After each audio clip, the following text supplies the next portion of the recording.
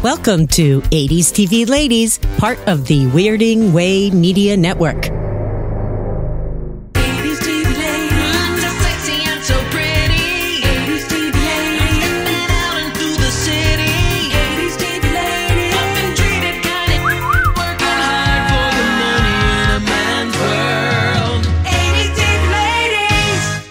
Welcome to 80s TV Ladies, the pop culture podcast where we look at female-driven television shows from the 1980s with your hosts, Susan Lambert-Haddam and Sharon Johnson. Hello, I'm Sharon. And I'm Susan. And today we'll be talking about designing women with our very special guest and friend, Maggie Friedman. A few of our listeners suggested this show, Designing Women, but really, this is a Sharon pick. It sure is. This is one of the shows that I thought of when we first started talking about doing this podcast. Designing Women is a sitcom that aired on CBS for 7 seasons, 1986 to 1992. A light workplace and family comedy that looked at the lives of 4 women and 1 man working at Sugarbaker and Associates, an interior design firm in Atlanta, Georgia. It starred Delta Burke, Dixie Carter, Annie Potts, Jean Smart, and Meshach Taylor. Delta Burke and Dixie Carter play sisters. Dixie plays the recently widowed fire-tongued matriarch Julia Sugarbaker. Delta Burke plays Suzanne Sugarbaker, Julia's spoiled younger sister and thrice-divorced ex-beauty queen. Mary Jo is their neighbor and interior designer, played by Annie Potts. She's single mom. She's divorced. She's a little bit nervous. Charlene is the office manager and friend. They all have a financial investment in the business. And there was a reunion special in 2003. There is a lot to talk about today, so let us introduce our special guest, Maggie Friedman. Maggie is a phenomenal writer, producer, and showrunner and friend. She got her start writing television on Wasteland in 1999, a short-lived Kevin Williamson show. She went on to work on shows like Once and Again, Dawson's Creek, and Jack and Bobby, a show which I loved and unfortunately only lasted about 12 episodes. Maggie has created and is showrunner of several shows, including Witches of East End and most recently Firefly Lane, starring Katherine Heigl and Sarah Chalk. Welcome to the show, Maggie. Thank you. So glad to have you here. I'm so glad to have you here and to be talking about designing women. But before we really dive in, we need to know what designing women characters we each are. Oh. Are you a Julia, a Suzanne, a Mary Jo, or a Charlene? I would like to think that I'm a Julia. I would always find myself watching the show and going, yes, that's exactly it. But I don't know that I have or had Julia's ability to speak up for herself in the way that she did and say what she meant. So I'll just call myself a Julia wannabe. I think you're a Julia, for sure. Oh, I don't say nearly half the things that come to my No, but you know what? mind. Again, television is a fantasy version of ourselves, right? So you can be Julia. You're like a real life Julia. Even if you say half of what Julia says in that show, then you're really a Julia. But, because I think most of us say about, a 20th of what characters say on television. I'll take that. Okay. So which character are you? All right. So I think I'm Mary Jo because Annie Potts is the bomb. Yeah. I totally always sort of gravitated to her on the show. And because the character is like a little naive, but also kind of smart and bitter and sarcastic. But I dressed more like Anthony in the 80s. And in an interior design firm, I would not have been anything other than like hauling stuff. So in some ways, I'm a little bit the driving assistant who was just schlepping things back and forth. In the 80s, you would not have put me into an interior design firm in the South. All right, Maggie. I'm a Mary Jo too. Harried, single mom, neurotic, not quite together. Yeah. Yeah.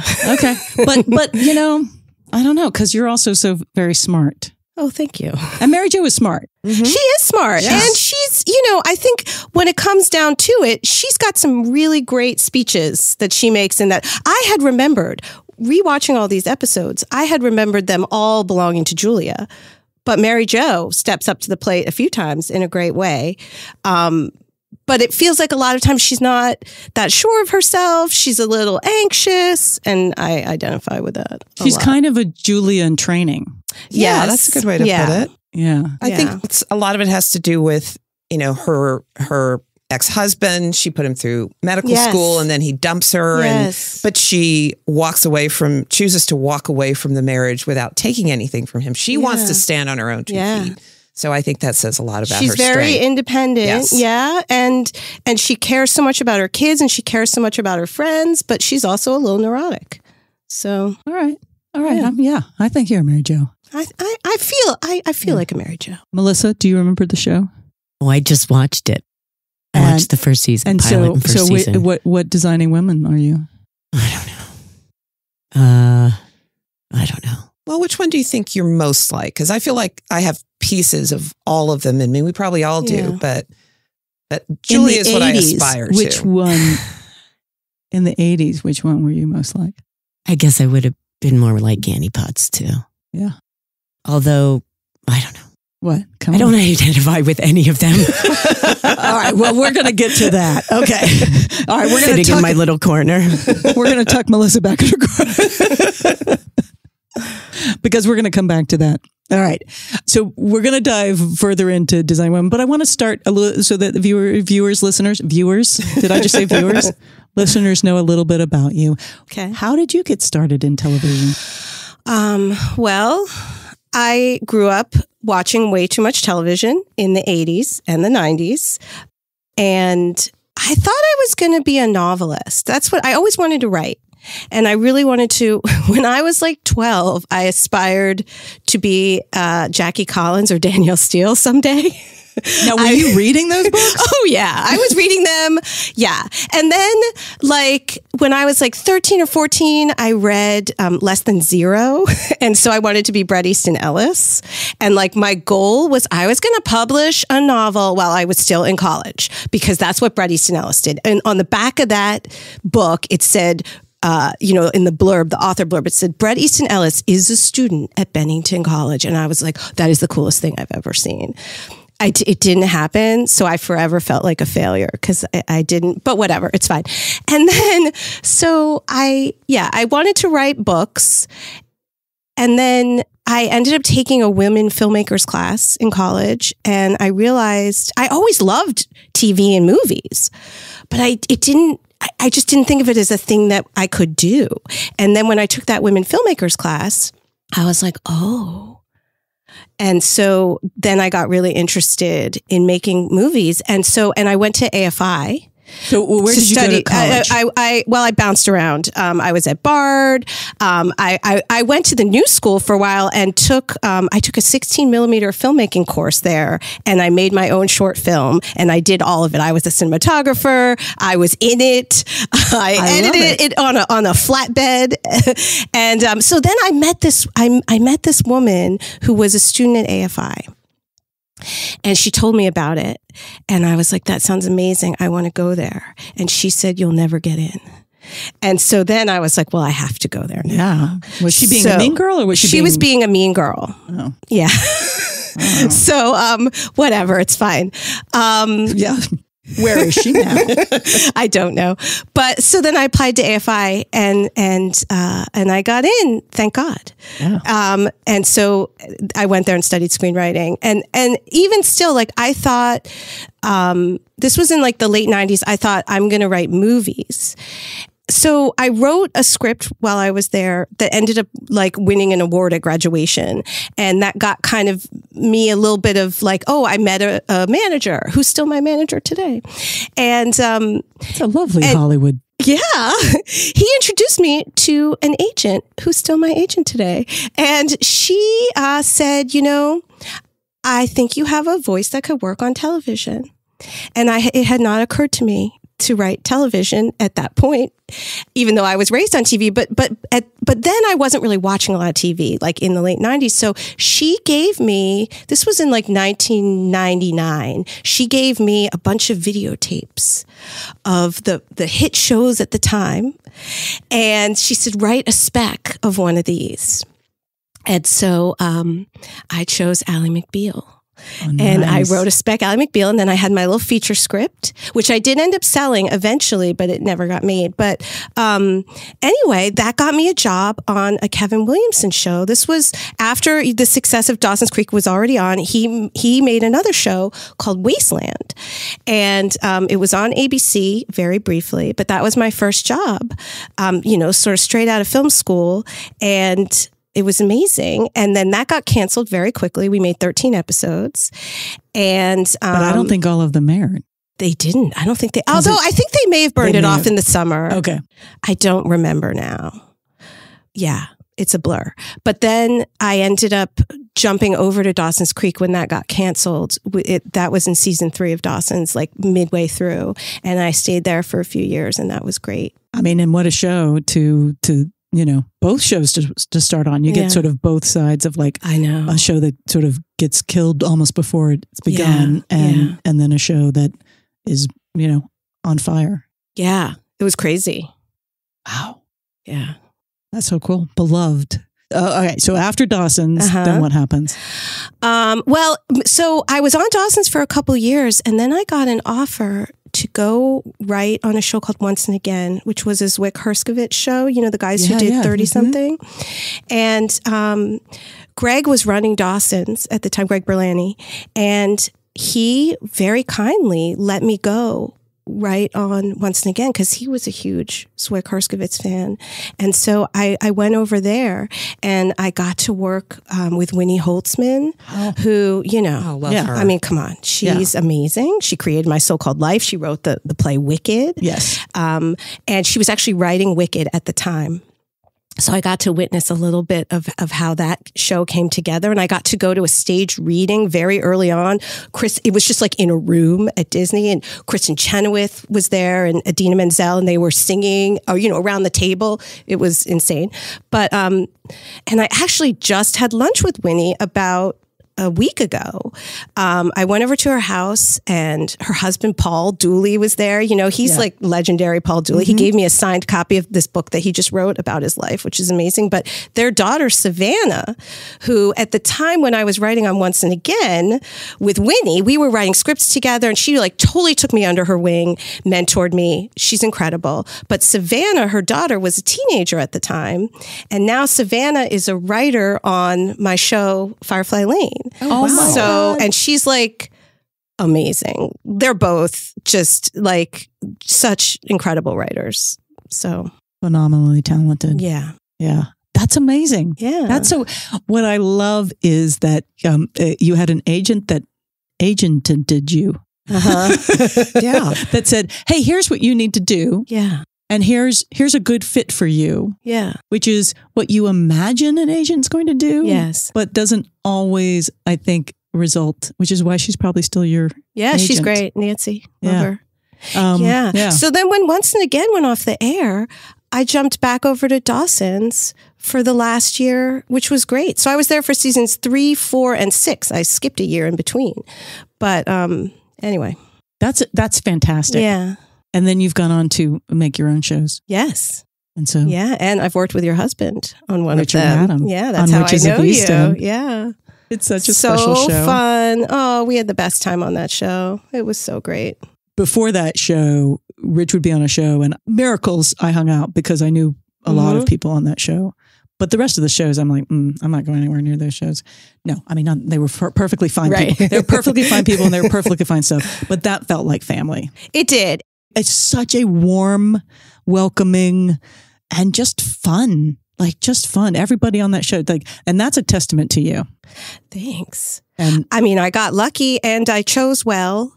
That group, we just clicked, and they're all so talented, but also really good people, and just fun to hang out with. Yeah. We in that writer's room, we would laugh all day, every day. It was just a blast. And Richard, he's hilarious. He is a bright, shiny star. Yeah. I like him. Yeah. Keep him around for a while. Anyway, but they did not know what they had with Witches of East End. Yeah. we were doing solid in the ratings. We thought we were going to come back for a third year. And so we wrote a massive cliffhanger for the last episode, and people are still mad about it. We sent one character to hell who was like a really beloved character. Yes. Two of the characters switched bodies. One had to go to prison. It was a whole thing.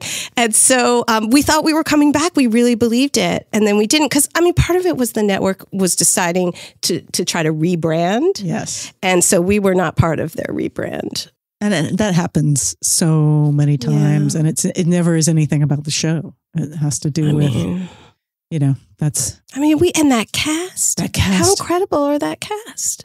All like just, I don't know. So good. I love them all. And they all got along so well, just like the writers did, Yeah. It was a really happy, harmonious place to work, which is special. It is special. All right. Anyway, enough about Witches of Easttown. All right. Let's all go back to 1986 or the 90s when it was being rerun, whenever we picked up on Designing Women. And I'd like to talk a little bit about what we remember before we started rewatching of Designing Women. I always remembered it. And I don't know how I glommed onto it or decided to start watching it. I just know that from the first episode, I was just completely hooked. And having rewatched it recently, we got one of Julia's famous speeches, orations, whatever you want to call them, as she very, very Julia-like just put Ray Don in his place. That's from the beginning. That was in the pilot episode. Yeah. And I'd forgotten that was in the pilot because I remember the whole Ray Don of it all because of the way that she said it. Yes. Said that name. Thank you, Ray Don. Exactly. That was funny. In the pilot. Yeah, so I watched it from the beginning and loved it from the very first episode and enjoyed the different women. I always appreciated that they were different types of women. It was a cross section of a type of woman from Julia, who seemed to have everything all together, and you've got Delta Burke playing the former beauty queen, Mary Jo, the single mother, and Charlene, who just looks at the world through some kind of rose-colored glasses that maybe we all would like to put on from time to time. I love the show. I just loved it. I love the friendship between them. And Maggie, do you remember the show? Because you're a little bit younger than us. I do remember it. I did remember it. What I remember is a couple things. First of all, it was a little sophisticated for me at the time. It was a show. You were reading some sophisticated material. Yeah, so sophisticated. But I mean, at the time when that show was on, like I was deep in my like Family Ties, Cosby, that world. But my mom loved Designing Women, and I remember she also watched it a lot when it was in reruns on Lifetime. Do you remember that? Yeah. I feel like it was Lifetime. I could be wrong, but there was a network, a channel that would play it all the time. Yeah, no, this had to have been Lifetime. Yeah, makes sense. The things that I remembered, because I've now watched a bunch of episodes, to prepare for this, and things that I had remembered before I watched them were the night the lights went out in Georgia speech, which was in the second episode. I couldn't believe. I remembered always that Julia would give a fiery speech and take somebody down a couple notches who needed to be taken down a couple notches. Yes. And I remembered the Anita Hill episode. And I remembered the T-shirts that they had on. He did it and she lied T-shirts. Yeah. That was one of my strongest memories. And also, obviously, their accents, which are so musical and fun. And, when the more you hear them, the more you want to start talking like that. And I also remembered The Staircase. Oh. That is a show that has very particular production design and a lot of staircases. I don't know if you noticed that.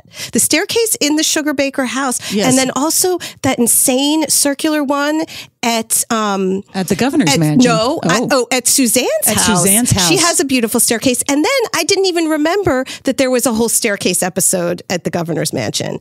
But staircases are a theme in that show. And that felt like clearly a little nod to the Southern architecture since they were in interior design. Yeah. And, I was I grew up in the South. I grew up in Atlanta, Georgia. So I do remember the show being set in Atlanta. Like that's one of the, I was like, whoa. And I always liked the idea of designing women. And I remember in general, like I loved the actresses, but I was at USC. I was in college at film school when the show came on. And so I only caught it sporadically. Like I didn't recognize it as a feminist show to me. Because I wasn't necessarily, I was only catching kind of the surface of it when it first came out, and the Delta Burke being such a hot topic very quickly. I remember that. And that felt like the forefront of that show. And even though, it felt funny and smart, the big hair and the southernness of it was actually something that I was in at that time. I'd left the South. I had, I was sort of like a little bit like, is that really? I don't know how I feel about that. But in revisiting it, I realized like I should have paid more attention to it. Did it ring true to you at the time of people that you knew? Or did it feel like a caricature? It felt like a little bit of both. But it was about a world that was not my South. Because I was from a little bit of the suburban South, the suburb of Atlanta. And I didn't know an interior designer in my life in the South. So it was of the still genteel, like they were kind of riding the line of wanting both, of wanting to sort of honor that genteel Southern magazine South, and yet also being feminist and forward and liberal, the new South that was happening too. And that was a conflict in the South that was happening. Because I wasn't I really was like just not interested in that part of the South. So it was never part of like, oh yeah, the big hair and the big thing and whatever. That always felt separate from me. And so I think there was a part of me that sort of was like, I don't trust this show to a degree. And, but looking back at it, I wish I had appreciated it more, but I don't think I caught it. Like I just didn't watch it for 2 years because I was still doing film school, and that was very all encompassing. So I sort of would catch it sporadically. Yeah. So it's interesting to me because I'm like, this show is awesome and bonkers. It is bonkers and awesome and very unabashedly feminist. And that's in the height of like some real backlash that was happening. So it's pretty cool. Yeah. And unabashedly political and unabashedly topical. And you're like, how did this episode get on the air? That Anita Hill episode, I just rewatched it because I had remembered it. The one thing I didn't remember was that they had 2 new cast members. I did not remember that. And I did not remember that they showed so much of the footage. I mean, it was as a time capsule. That episode is amazing. And I thought it was really powerful. Well, and then there's the AIDS episode. Yes, with Tony Goldwyn. Yes, from the first season, I believe. Yeah. All right, so I want to give some listeners some context to this. So the Anita Hill episode is from season 6. Yeah. Episode 8, I believe. And it really does take on, the women are on different sides of the story for what was happening between Clarence Thomas and Anita Hill, and the congressional hearings around that, and the congressional vote of whether they were going to move forward his nomination to the Supreme Court. And that, again, was capturing I remember not only bits of that episode, I don't remember the t-shirts. That was funny that you remember the t-shirts. Yes.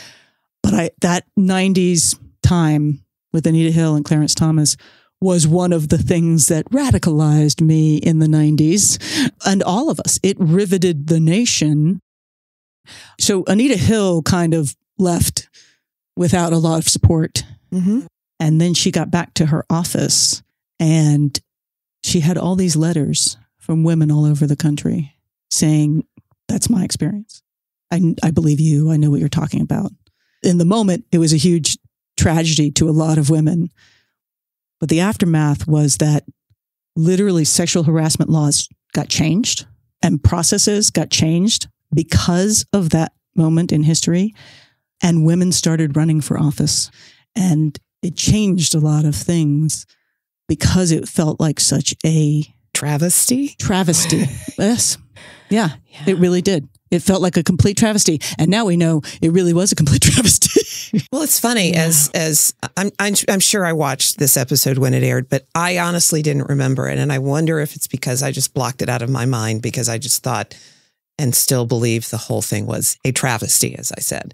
And it still ticks me off to no end to this day that was allowed to happen, that we still have Clarence Thomas on the Supreme Court. And we did it again. Yeah. I know. And we did Brett it Kavanaugh. almost worse. Yeah. It feels like an incredible pushback against women moving forward and equality. And that was the thing that struck me so much about Designing Women. It was speaking to the time. Right. And it's so resonant now. Almost like so many episodes were incredibly resonant. In a depressing way. In a that depressing- AR-15. That gun control. Yes. Like you're like, come on. Right. That was 1987. And the speech that she gave was amazing about like, that's what those guns are for. And we're still in that. And literally, and you it's could pull gotten that a million speech- times worse. that you could pull that speech out now and it would literally be the same speech. I know. The story is that Suzanne, who has a pet pig, which I had forgotten, and it's not a small pig. It's not the cute little celebrity pigs that were happening. Not a little pygmy pig. Yeah. But Suzanne buys an AR-15. Yeah. Season 3, episode 15, Full Moon. What's funny is because, again, the story of that to a certain degree is that Julia has accidentally mooned the fashion show, the Atlanta fashion show, which she was asked to walk the catwalk for. Right. And it was such a proud moment until she had, her dress got tucked into her pantyhose and she was not wearing underwear because they had told her not to for the panty line. And so she moons the entire show. And they bring it up multiple times in other episodes too, which is pretty funny. I do love that. Sparkly dialogue, super funny concepts, a lot of slapstick, and yet also incredibly topical, incredibly personal, incredibly like, this is a Linda Bloodworth-Thomason show. And apparently she wrote all the episodes. Is that true? She wrote a lot of them. I don't know that she wrote all of them because I think there's a couple of names, but she wrote a significant portion of them. Well, I seem to remember hearing that one of the reasons that she wrote the show and set it in Georgia was because she wanted to change the image of women in the South. And I think that was one of the things when I watched it as it aired originally that I did come away with thinking that, okay, because I didn't live in the South or growing up, although both my parents are from New Orleans. And there were still a lot of stereotypes about women in the South. And here you have these educated, erudite, really kick-ass women who are living in Georgia doing their own thing. And I think at least for me anyway, it made me go, okay, you have to remember not everybody's the same everywhere you go, as we all should know and should remember. I mean, this show would never get on the air today. Tackling similar subjects, Well, and talk about so apparently Linda Bloodworth-Thomas's mother died of AIDS from a blood transfusion in November of 1986. And so I'm trying to see when the episode, the Tony Goldwyn, which was at season 2, episode 4, Killing All the Right People. And that they're not only talking about AIDS in that episode, and it really also feels like that show was also imparting information. Yes. Which felt so vital and important for that time. And Rich and I were just talking last night about the AIDS epidemic and that time and growing up in that time and coming of age in that time and losing people or knowing people that were lost. And it being such a sort of scary time, it being not, a completely different disease than COVID. But there's that moment where we're like, God, we've never gone through this. And you're like, well, we've gone through some things. Yeah. There was a lot of misinformation in the 80s about AIDS too. And I remember, I was a kid at the time, but I remember there being a theory that like a mosquito bite could give you AIDS, like that kind of thing. And it gave a lot of people license to be as anti-gay as they wanted to be and be upfront about it because of all the misinformation and their choice not to pay attention to the information that was out there about what it was and what it wasn't. Yeah. So it's killing all these people, killing all the right people because they are misbehaving. Because they're sinners. Exactly. Yeah. And that episode aired October 5th, 1987. So like a year after her mom died, which it felt like such a personal show, which is such an interesting thing to come from a network sitcom in the 80s. Her mother-in-law also, during the run of the show, died of breast cancer. And that was, and there was that breast cancer episode with Charlene. Yeah. And there was a card at the end of dedicating it to two women, and one of them must have been her mother-in-law. And the other one must have been her mother. Yeah. And that episode, the Killing All the Right People episode, was also the one where Mary Jo stepped up at school and made a case for talking to kids about sex and condoms because she didn't want her daughter to die, needlessly because nobody would tell her. She didn't have the right information. Right. Again, it's really one of the recurring themes that we've had, I think, in this podcast as we look back on the shows we've talked about is just how much and how upfront a lot of these shows were at that time in ways that they could not be today. I mean, that episode, I don't know that any network would want to touch an episode where you actually have somebody talking about in positive terms about sex education for teenagers. I think that would be a really tough thing for them to do. Having those arguments, like I think we talk about more things in more sophisticated ways on television now, but it is stunning how unchanged the arguments seem to be and that there's still this very huge divide about who has rights and who has autonomy and who also gets to be vulnerable and who gets to live. And who has the right to live fully and completely the way they want to without judgment. And that is really, So one of the other kind of big episodes for me was season 2, episode 20, How Great Thou Art, which is about Charlene. And by the way, I love that she's called Charlene instead of Charlene, the way that it's spelled. That does feel like a real Southern thing. But Charlene basically decides to leave her church because her pastor says that women can't be pastors, can't be priests. I think I didn't watch that one. I think I missed that one. And at the end, Julia gets to sing in the choir and gets to sing this beautiful How Great Thou Art. And so she's been practicing. She really wants to do this solo, but she's nervous and then is like, I can't do the solo. And then decides, well, I'm not going to do it because you're leaving this church. And Charlene says, no, I want you to do it because you should take that and own that song for women in the church. And it's really, really incredibly beautiful. And this is going to lead me to my Dixie Carter behind the scenes story that I heard about this, so Dixie Carter was a Republican.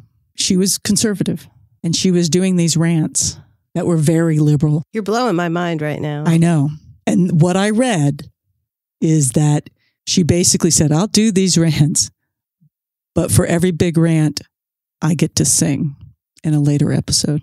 The first part I knew, but not the second part. That's great. Good for her. That's great. So they both got what they wanted out of it.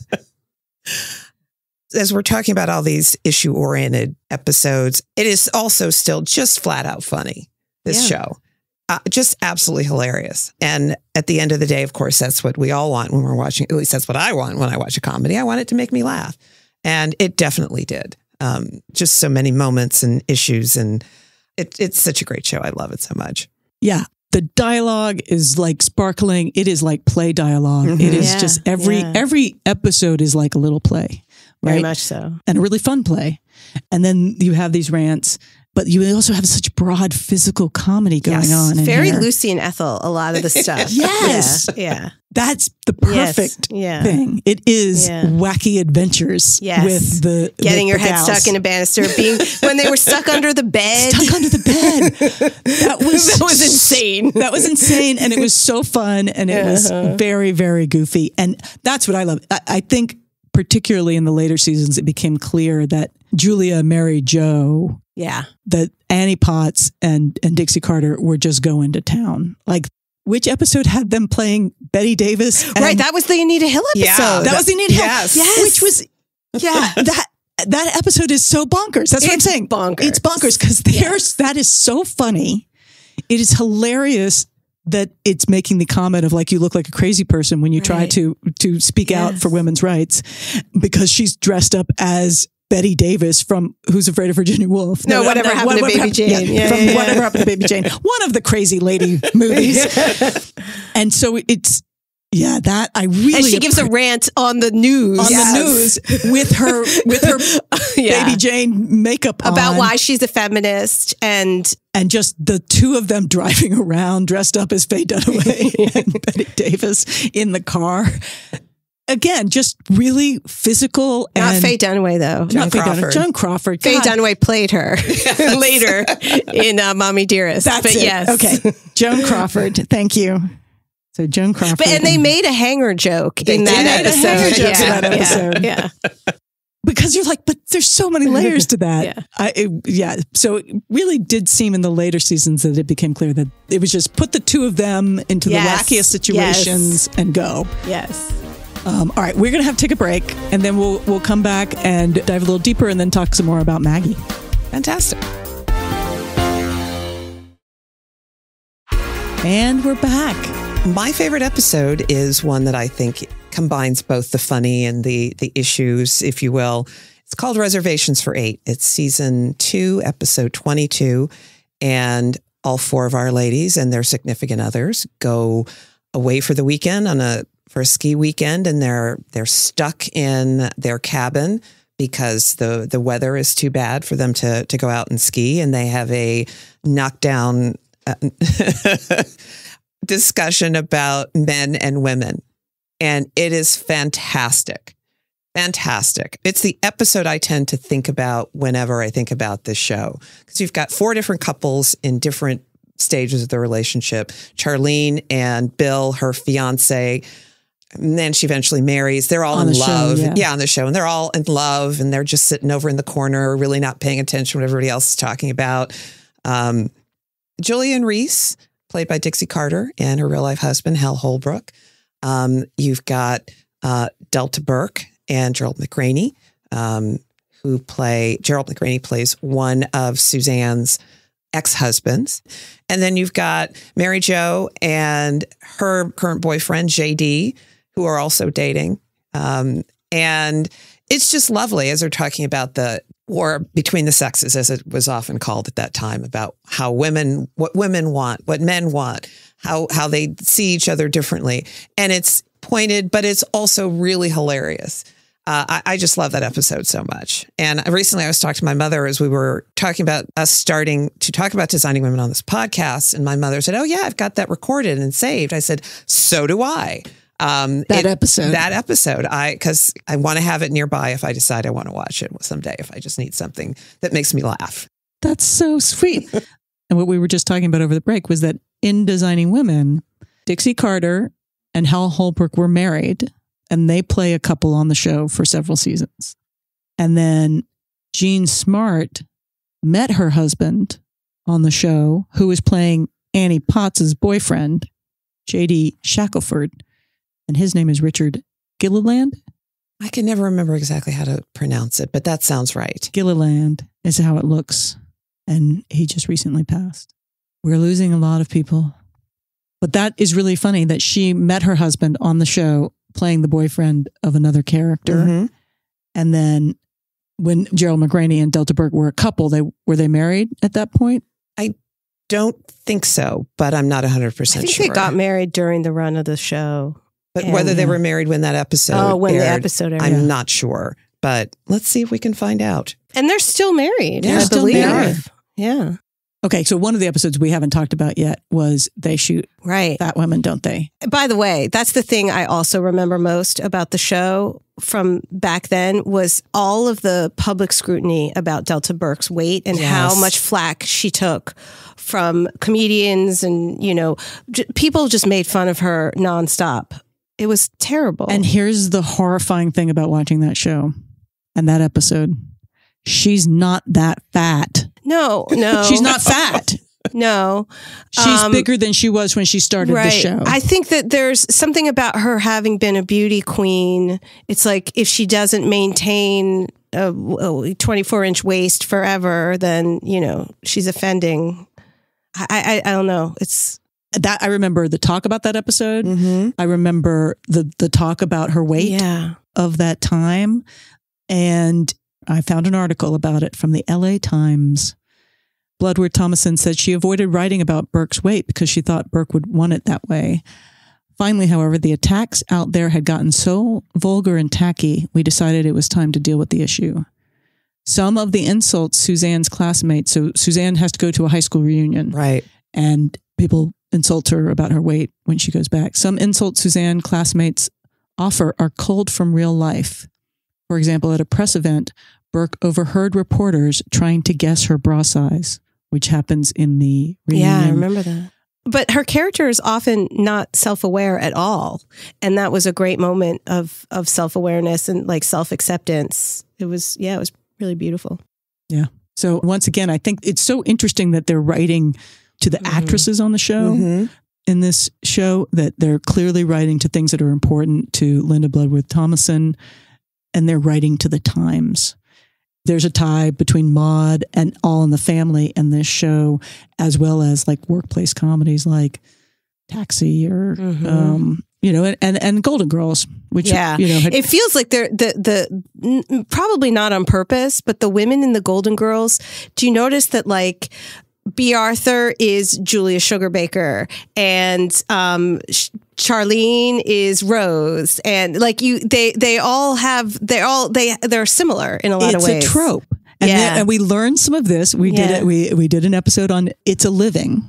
I loved that show growing up. And Drew Greenberg and Jane Espenson talked about the female friendship trope of four women. There's the sweet, naive girl, the tomboyish one, the sexy one, and the kind of leader, the matriarch, the smart one, sort of the mom one. And they're like, you can look at almost any female show and you can break the characters down in that way often.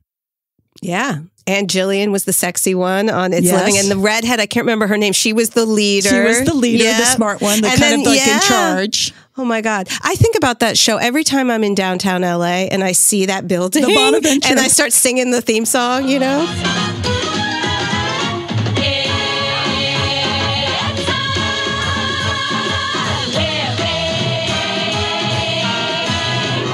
What a fun show that was. And every season it sort of came back with a slightly different cast. Yes, I remember that. And stuff, which this show did too. So it was 5 seasons with the original cast. And then in season 6, Delta Burke leaves, kind of famously, apparently maybe a little bit of a she's fired or she's not fired or she wanted more money and doesn't get more money because I think the contracts went for 5 years, and so she wanted more money because she was a breakout star, even though they were all kind of breakout stars of that show. But she leaves, as well as Jean Smart. Yeah. And so they bring on Jan Hooks and Julia Duffy from Newhart. Oh yeah, I remember. Wasn't she was with Peter Scolari on that show. Yes, they played yuppies. Yes. I loved them. I loved Peter Scolari. Oh, me too.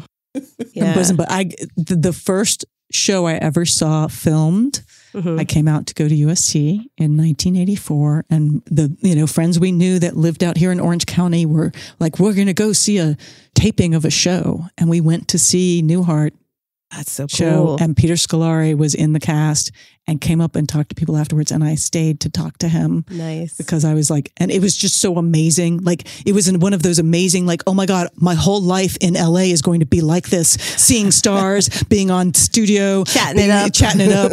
And it's just going to be, this is going to be every day for the rest of my life. It was not, but that moment in time, I got to have that beautiful moment, and he was very sweet. I actually went to a taping of Designing Women. No way. Did? Yeah. Way to bury the lead. Yeah. Well, because I can't remember which episode it was. I do believe, though, that it was during the end of the 5th season, because in the back of my mind, there were all these stories swirling about Delta Burke leaving the show. Is she leaving the show? Is she not leaving the show? But I don't remember which episode it was. What do you remember? I remember the set. I remember, I think Delta Burke was wearing this blue suit dress. I don't remember, but I remember nothing specific about what the episode was about. If there was a guest star, who was the guest star. I just know that I went, which drives me absolutely crazy that I can't remember any more than that. Someday, hopefully I'll remember. It'll come back to me. I can't remember the episode of Newhart, but I remember every other moment of that night. The beautiful lot, my favorite lot in the world, which is in Studio City, is CBS Radford? CBS Radford. My first job. Yeah, was at CBS Radford. Well, so we're standing in line to go into the studio. This is my little, like, beautiful night, the whole beautiful night.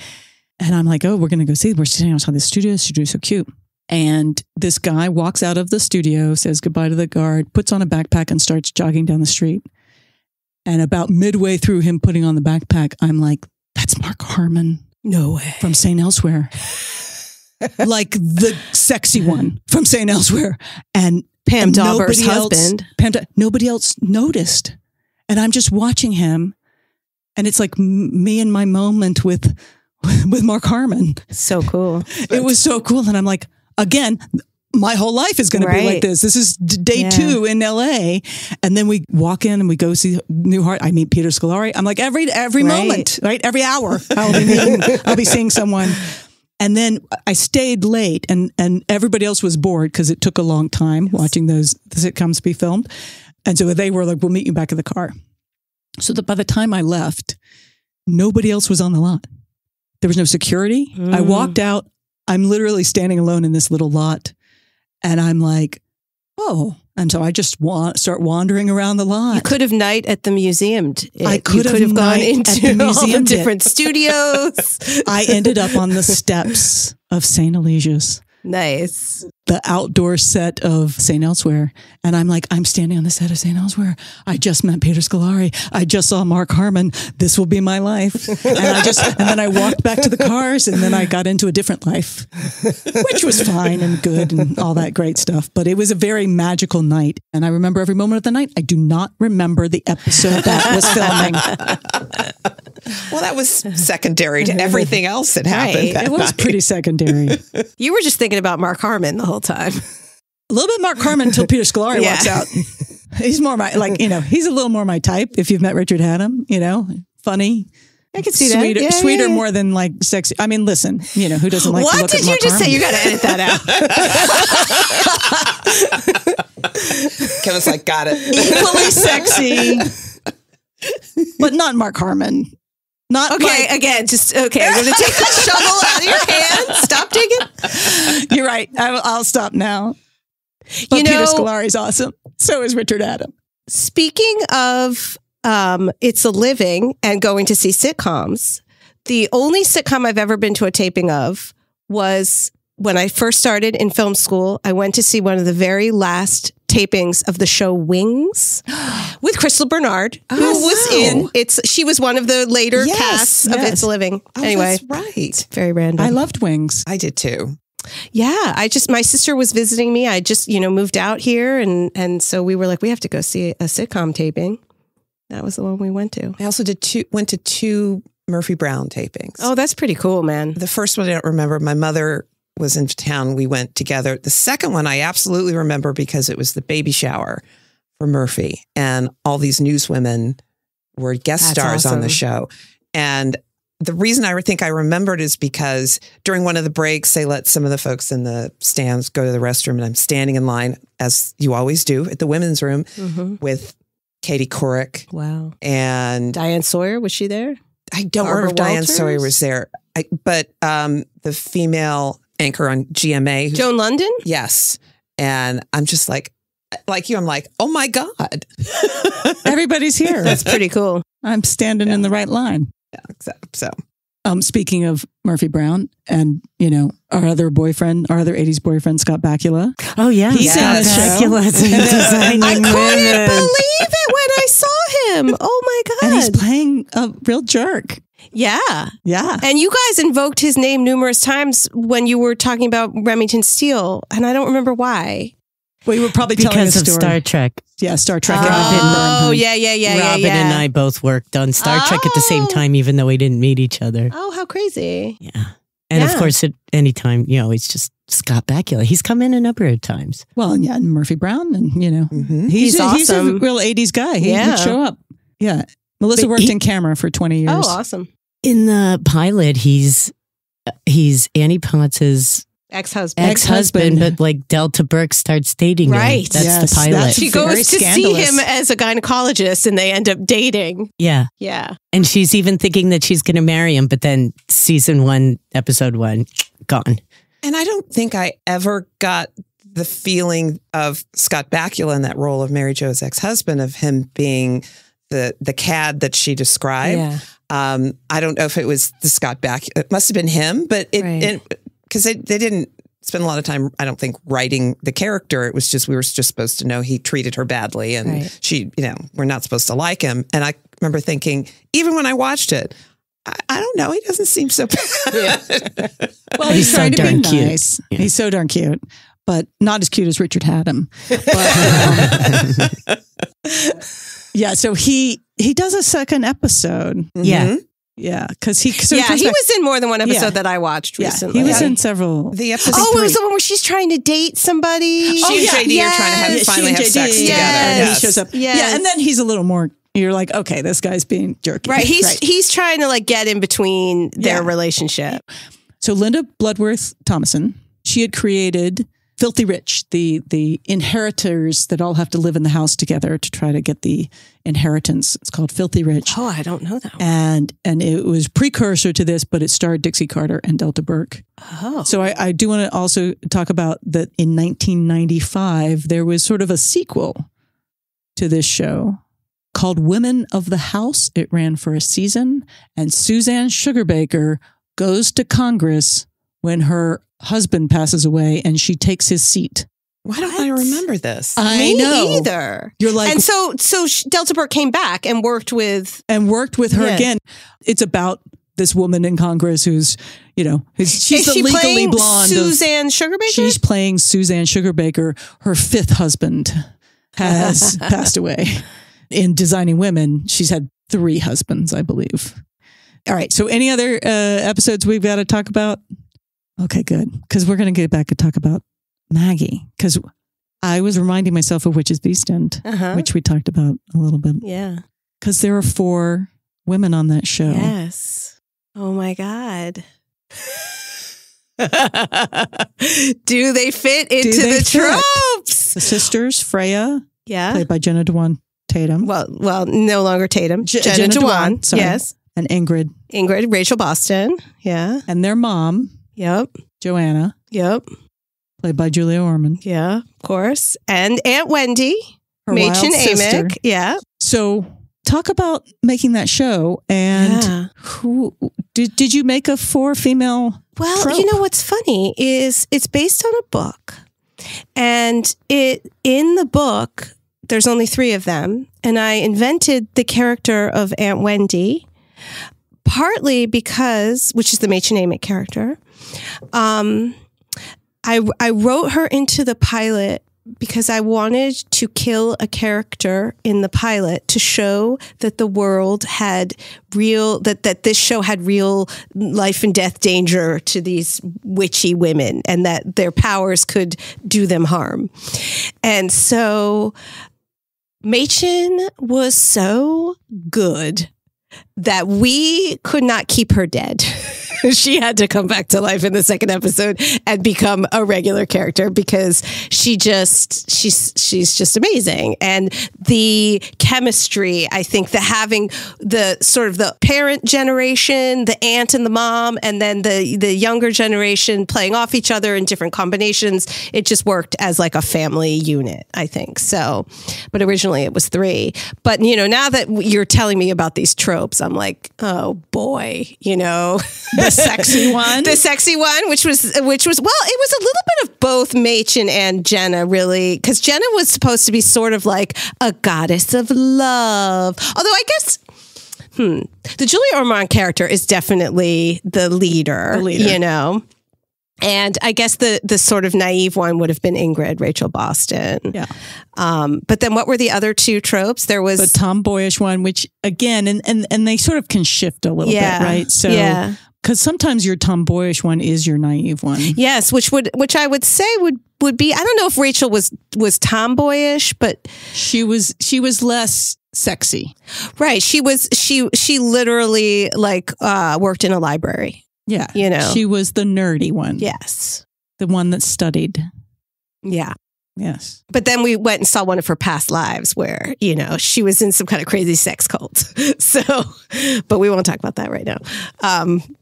Anyway, yeah, I guess it kind of holds true. I was unaware at the time that I was writing it, but yeah. Women are the leads on that show. Yes.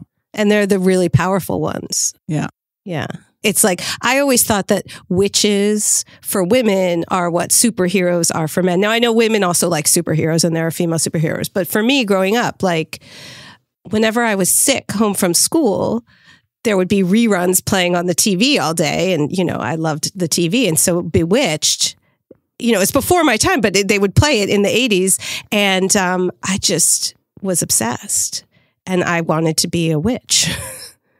I think we all wanted to be a witch because how cool is that? Yes. Do what you want, have what you want.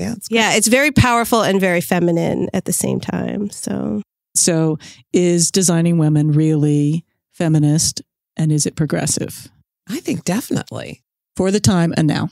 I think for both, actually. I'm not sure we've ever seen characters, especially like Julia Sugarbaker, or shows that will happily take on issues of the day. So I definitely think it is. And again, feminism is not one thing. It's across the board. Women of all types can be feminist. And I think they all were in their own way. So yeah, I think it definitely is. Yeah, I'm going to say I think the show was feminist for its time for sure. Progressive, yes, in terms of the topicality. And you know, we didn't really talk about Anthony that much as a character on the show. The Black character on the show in the South, one Black character, but who becomes more and more part of that family and gets his own stories over the course of the seasons. And so I would say that it didn't have a huge diverse representation. But even with Anthony, they didn't shy away from any They of didn't those shy issues. away from talking about it. Right. Again, and yet very gently comparatively to the other stuff. It was side stuff. But it wasn't about him. The show was about the Designing Women, not the unfortunately incarcerated delivery guy. Meshach Taylor. Yes. Who was fantastic and who gets to do more. He gets to sing later in later episodes and yeah. And in the last season, in the opening, he's finally in the opening. I mean, he's at the piano with all 4 women and Ray Charles. Oh, we didn't talk about the openings. So the openings, again, you know, George on My Mind, and the first 5 seasons are instrumental versions of it. Right, and I saw in the credits that it was Doc Severinsen. With the trumpet and the horn version. And for those that don't know, he was the band leader of The Tonight Show with Johnny Carson.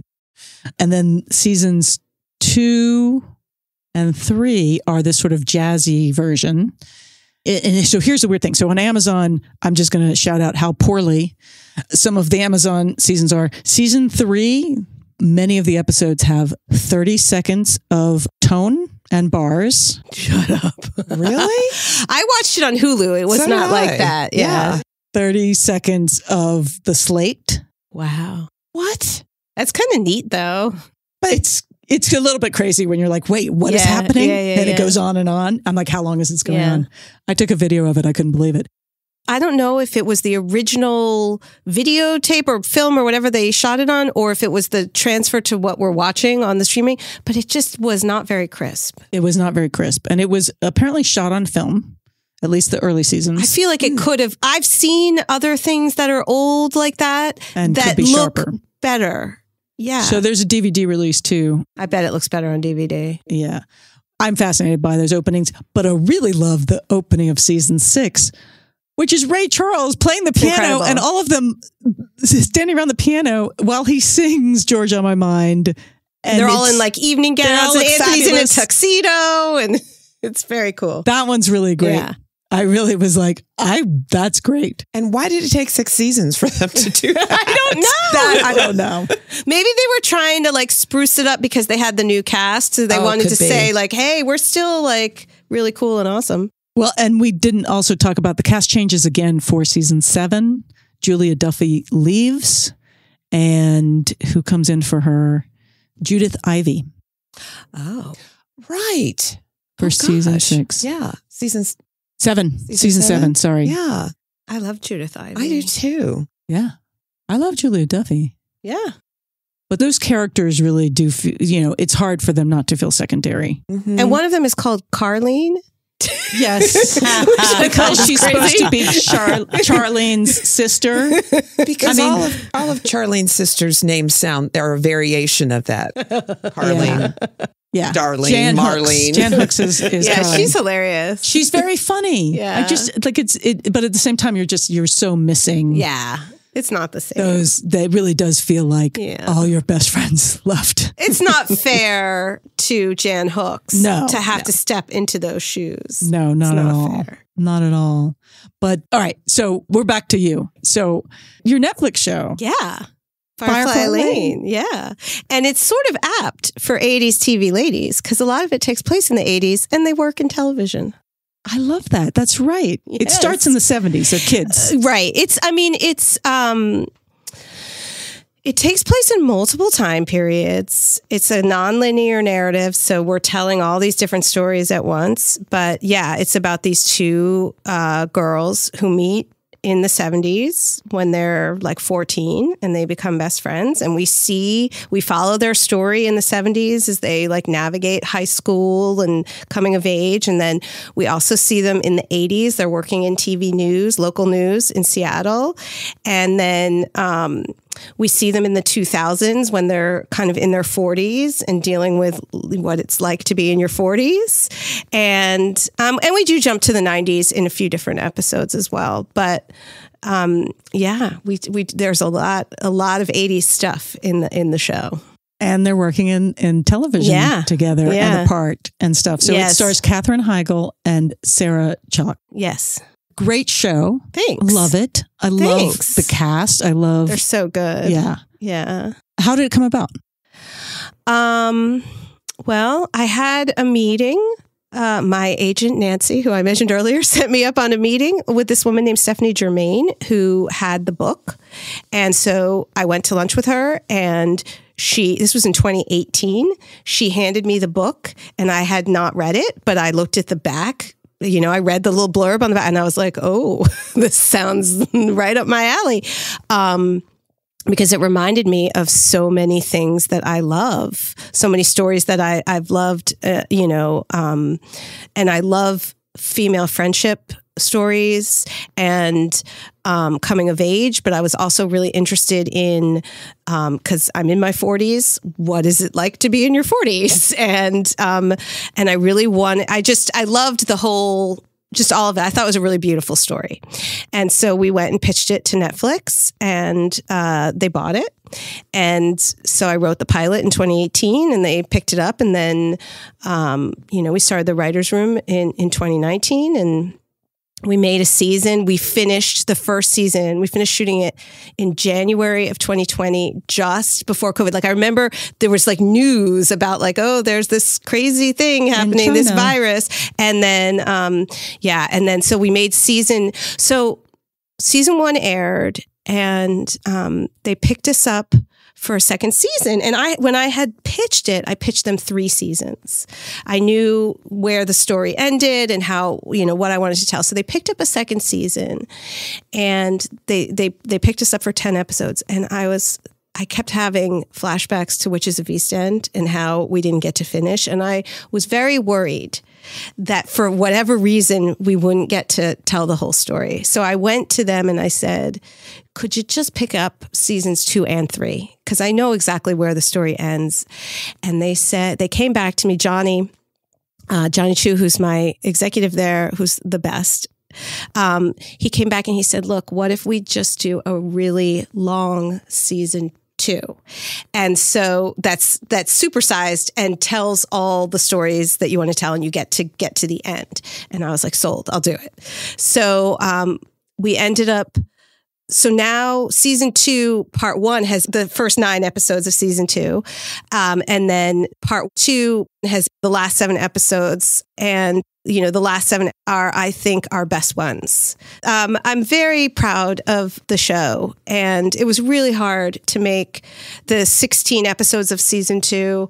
It was so challenging with the COVID, and there was an atmospheric river up in Vancouver when we were shooting. So anytime we had scenes set outside, the weather would not, cooperate. So we ended up having to. It was tough.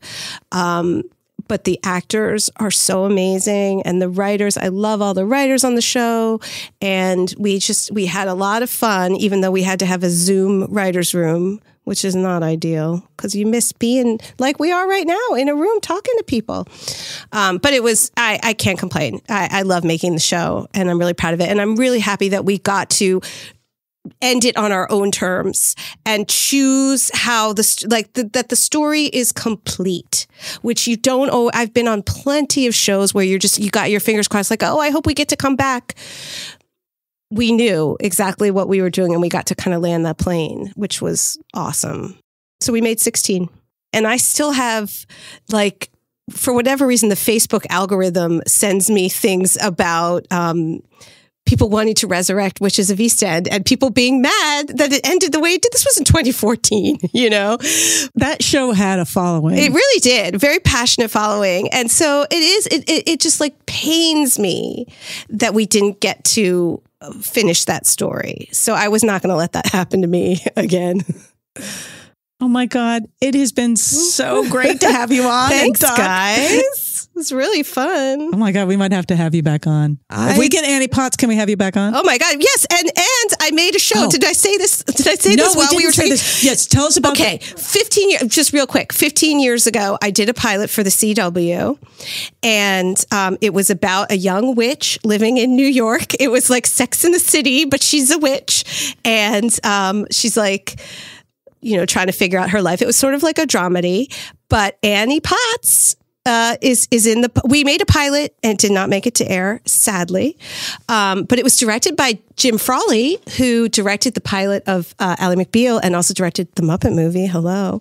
But it had Annie Potts playing the mom of the witch, and she could not have been like cooler, funnier, more delightful. I loved her.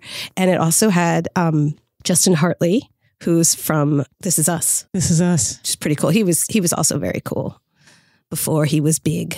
And who was your lead actress? Oh, Lauren Bintner, she was great.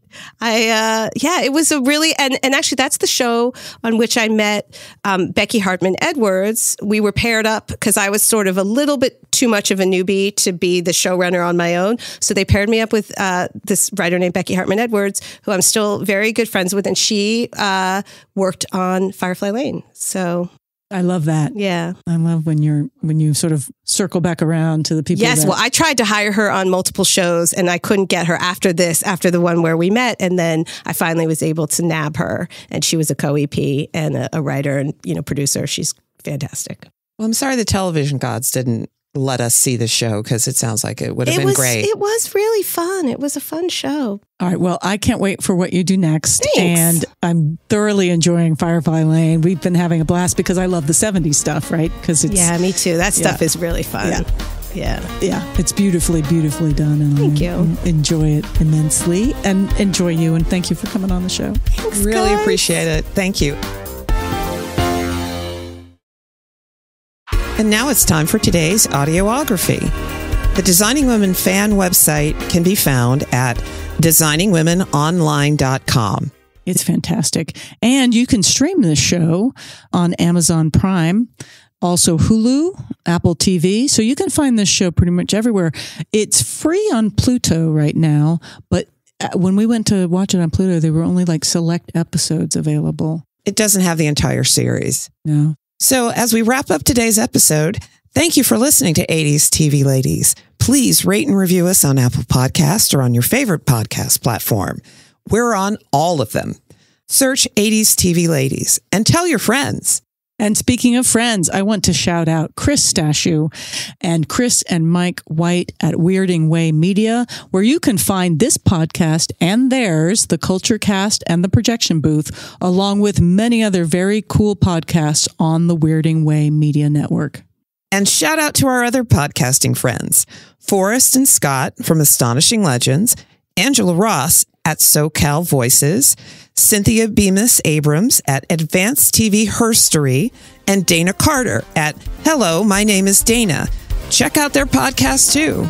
Be sure to tune in for our next episode where we continue our Designing Women discussion. We want to hear from you. What are your favorite Designing Women episodes? Tell us on the website or on social media. We hope 80s TV Ladies brings you joy and laughter and lots of fabulous new and old shows to watch, all of which will lead us forward toward becoming amazing ladies of the 21st century. And that's the night lights went out in Georgia.